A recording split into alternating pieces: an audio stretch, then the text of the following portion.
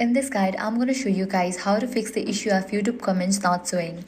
Let's get started. First thing you want to do is check if restricted mode is turned on. For that, launch your YouTube app, navigate to the U page.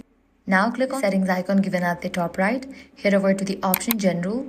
Here you're going to find the option of restricted mode. Make sure the option is disabled, as this setting can limit or hide comments on videos. Next thing you want to do is check for app update. Launch App Store or Play Store. Search for the app YouTube. After app appears, if you find the option of update, click on it and update the app to its latest version. An outdated app version can often cause features like comments to stop working properly. If the problem still continues, the final solution is to reinstall the YouTube app. Completely delete app from your device. Restart your device. Then again download it from App Store or Play Store.